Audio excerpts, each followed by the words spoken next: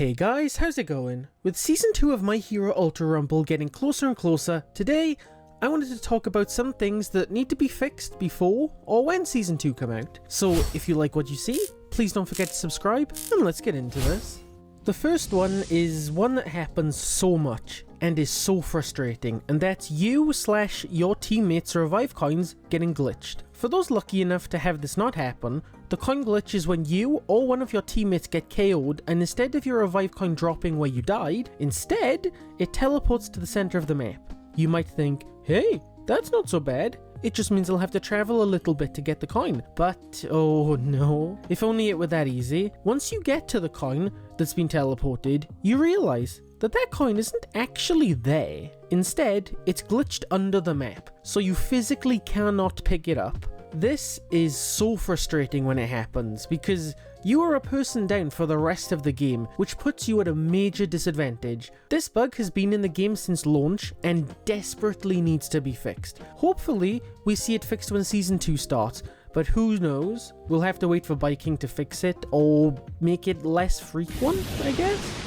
The next thing is something I'm sure all of us have had happen at least once, and that's a player leaving once they have been downed. This is annoying for a few reasons. The main ones being, if they leave, you don't get credit for the KO, so you don't earn any points for the down at the end of the match. You put yourself through that fight, you take the damage, and you get no reward for it whatsoever. And when you get into the higher ranks like me, KOs and damage mean everything. To be fair to Viking, they are trying to fix this issue at least a little bit.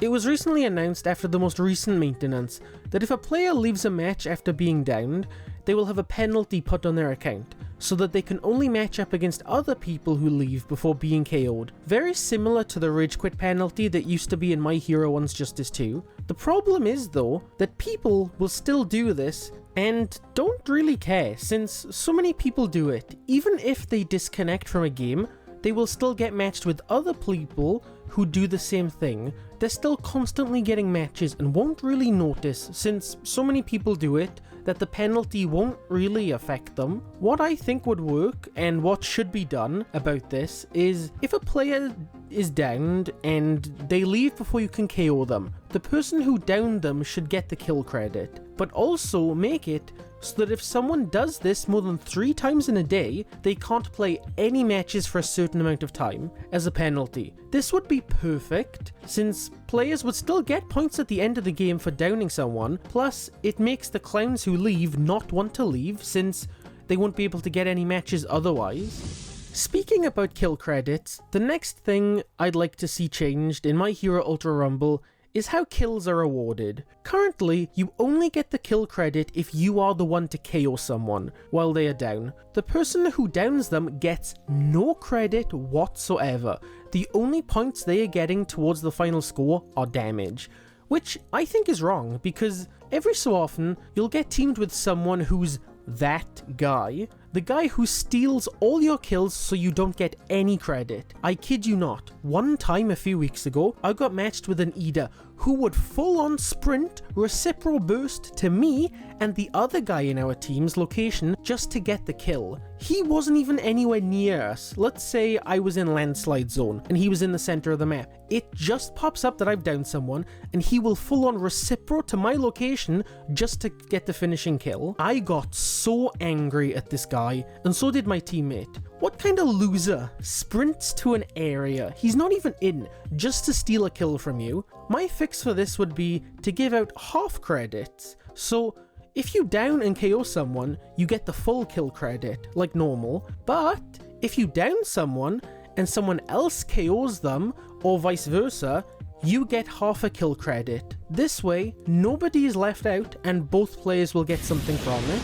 The next thing I think needs to be fixed is grapples. For most characters, it works fine, but for Uraraka and Aizawa, there are just times where it doesn't work. And you might think, maybe it was you, maybe you just missed your shot. But no, for some reason, the grapple can be kinda janky, and just straight up not work. Arguably, it's worse for Aizawa than Uraraka, because while your grapple can miss with her, at least you can still use it for damage. With Aizawa, this bug also applies when using his scarf for combat. As you can see in this clip, I'm aiming right on Deku, and it's very hard not to with how aggressive the aim assist is on console, but even though I'm using the attack, it's not pulling Deku towards me like it should be. As you can see, it's registering the hit. You can see the little push of effect, but he's not being pulled towards me, which is very strange. Aizawa is already a very average character, but with this bug, it makes him very unreliable in a fight. I just hope Baiking fixes the issue before Season 2, because I really would like to use Aizawa more, but the way he currently is, it makes it very difficult to choose him over other characters. The next issue is a PC-only issue, but let's say at some point crossplay does get added, it would also become a console issue, and that's hackers. This has been an issue on PC from day one, and really does ruin the experience of the game on PC. Now, to be fair to Baiking, they are trying to combat this. They did add an anti-cheat. The anti-cheat doesn't actually work, but it's nice to see that they are thinking about it, at least. They also put out a statement about hackers in Ultra Rumble, but even this is worded in a very strange way that makes me think they can't actually detect cheaters. It basically says, if someone gets reported multiple times, they will check the battle logs to see if anything suspicious is going on, and will take action. Meaning, if they check your account, and you're averaging about 10 to 14 kills per game with 10k plus damage, they will take action. But